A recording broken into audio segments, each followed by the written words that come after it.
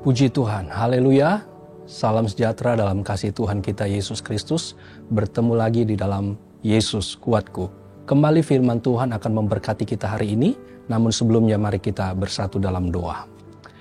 Bapa di sorga, di dalam nama Tuhan Yesus Kristus, kami bersyukur ya Tuhan buat kemurahan anugerah Tuhan buat kami hari ini. Sebelum kami melakukan segala aktivitas kami mau diberkati dengan firman Tuhan yang menuntun dan memberkati kami sehingga kami berjalan dalam kehendak Tuhan. Pimpin dan urapi kami sehingga kami mengerti firman Tuhan yang kami dengar. Kami berdoa mengucap syukur dalam nama Tuhan Yesus Kristus. Haleluya. Amin. Puji Tuhan, firman Tuhan hari ini, tema yang diambil adalah teguhkan dasar imanmu. Teguhkan dasar imanmu, diambil dari kitab Yudas pasal yang pertama ayat yang ke-20. Saya akan bacakan Yudas 1 ayat 20. Firman Tuhan berkata demikian.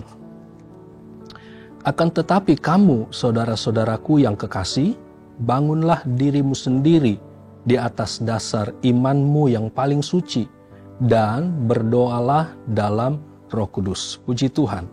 Firman Tuhan ini atau ayat ini merupakan perikop dari ayat 17 sampai ayat 23 menyampaikan tentang nasihat kepada orang-orang percaya. Jadi di sana disampaikan tentang nasihat kepada orang-orang percaya untuk meneguhkan imannya di dalam Yesus Kristus. Dinasihati supaya tetap bertekun di dalam kebenaran. Bertekun di dalam kebenaran dan bahkan di dalam kekudusan. Nah, sebagaimana tema kita tadi disampaikan, teguhkan dasar imanmu. Bagaimana agar dasar iman kita teguh?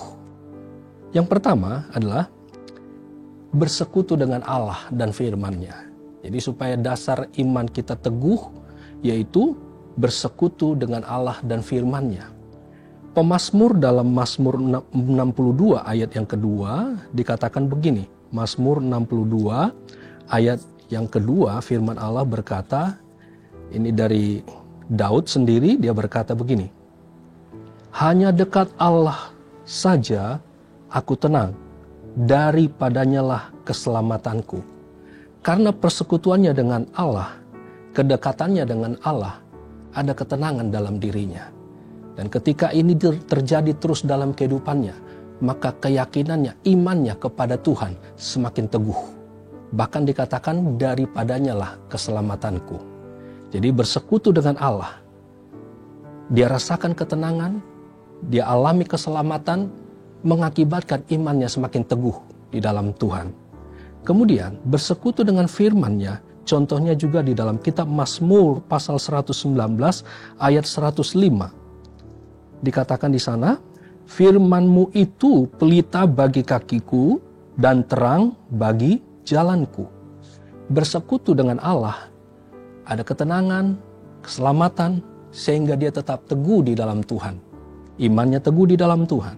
Kemudian firman Tuhan itu seperti dikatakan di sini, pelita bagi kakiku dan terang bagi jalanku.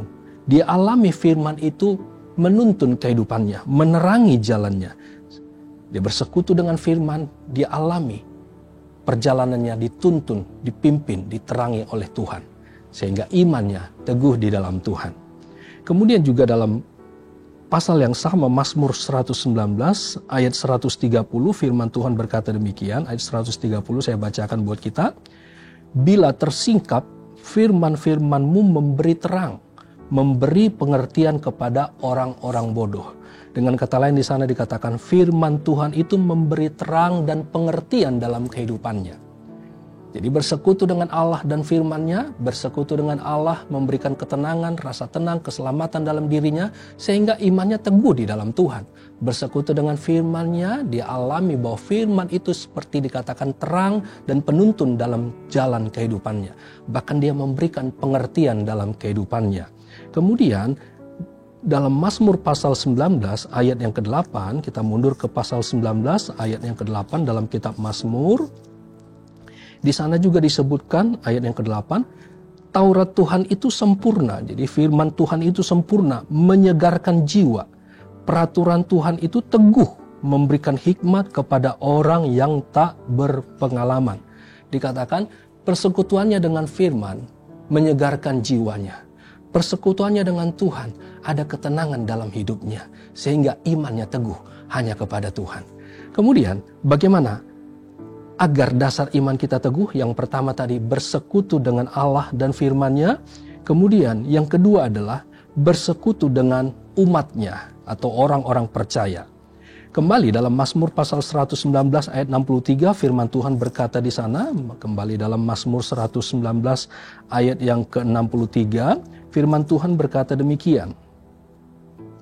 Aku bersekutu dengan semua orang yang takut kepadamu dan dengan orang-orang yang berpegang pada titah-titahmu. Tentunya saudara-saudara, ketika kita bersekutu, berkumpul dengan orang-orang percaya, dan dikatakan di sini adalah semua orang yang takut kepada Tuhan dan orang-orang yang berpegang pada firman Tuhan, tentu persekutuan itu bukan membawa kita kepada keluar dari firman, keluar dari Allah, keluar dari iman kepada Allah. Tentu di dalam persekutuan itu kita saling membangun, saling meneguhkan dan menguatkan, sehingga kita semakin teguh iman kita kepada Tuhan. Karena itu bersekutulah dengan orang-orang percaya. Tinggallah dalam perkumpulan orang-orang percaya. Khususnya dikatakan sini semua orang yang berpegang pada firman-Mu. Karena ini akan membawa kita semakin teguh, kokoh, kuat di dalam iman kita kepada Tuhan. Bahkan juga dikatakan pemazmur juga disebutkan di sana, ketika ada orang berkata, mari kita pergi ke rumah Tuhan. Hatinya itu bersuka cita. Kita juga harusnya memiliki suatu sukacita ketika ada ajakan, mari kita pergi ke rumah Tuhan. Karena di dalamnya ada persekutuan orang-orang percaya yang takut akan Tuhan, yang berpegang pada firman-Nya, supaya iman kita makin teguh, iman kita makin kokoh di dalam Tuhan. Dan kemudian dalam Ibrani 10 ayat 25 dikatakan di sana, Ibrani 10 ayat 25 menyampaikan bahwa ketika kita menghadiri pertemuan-pertemuan ibadah, di sana kita saling menasihati, saling menguatkan, saling meneguhkan di dalam Tuhan. Sehingga iman kita teguh, kokoh di dalam Yesus. Kemudian hal yang ketiga adalah, kalau yang pertama tadi, bagaimana supaya iman kita teguh di dalam Tuhan, bersekutu dengan Allah, bersekutu dengan firman-Nya. Kemudian yang kedua, bersekutu dengan orang-orang yang percaya, yang takut akan Tuhan, berpegang pada firman-Nya. Dan yang ketiga adalah berdoalah dalam Roh Kudus. Kenapa? Dalam surat Tesalonika yang pertama, 1 Tesalonika 5 ayat 17 di sana berkata, tetaplah berdoa. Namun dalam Yohanes pasal 14 ayat 15 sampai 16, kita tidak usah baca ayat ini, tetapi di sana disebutkan bahwa Roh Kudus itu penolong bagi kita. Dia yang menyertai kita dan menolong hidup kita. Bahkan Roh Kudus dalam surat Roma pasal 8 ayat 26 di sana dikatakan Roh Kudus sendiri membantu kita untuk berdoa kepada Allah. Artinya apa? Roh ini menolong kita, membantu kita menyampaikan permohonan keluhan-keluhan kita yang tidak terucapkan kepada Tuhan. Dengan kata lain, ketika kita berdoa di dalam Roh, Roh sendiri juga akan menolong kita di dalam doa kita kepada Tuhan. Kemudian dalam Kisah Para Rasul pasal 1 ayat yang ke-8 di sana dikatakan, kita menerima kuasa dari Allah sehingga kita teguh di dalam Tuhan. Bahkan Tuhan pakai kita menjadi saksi-saksi Tuhan.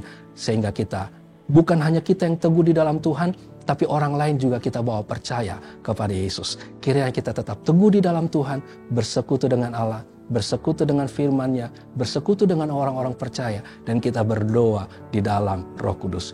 Puji Tuhan, kiranya Tuhan Yesus memberkati firman Tuhan yang sudah kita dengar, menguatkan kehidupan kita. Mari sebelum kita akhiri, mari kita berdoa. Haleluya. Bapa di dalam sorga, terima kasih buat firman Tuhan yang kami sudah dengar pada saat ini. Roh Kudus berbicara lebih lagi bagi kami, menuntun, memberkati supaya iman kami semakin teguh di dalam Tuhan. Bersekutu dengan Engkau, bersekutu dengan orang-orang percaya. Bahkan kami berdoa di dalam Roh Kudus, karena kami tahu Roh Kudus menolong, menyertai, memimpin kehidupan kami. Terpujilah nama-Mu, dalam nama Tuhan Yesus Kristus. Haleluya. Amin. Puji Tuhan, bersama Yesus aku kuat. Haleluya.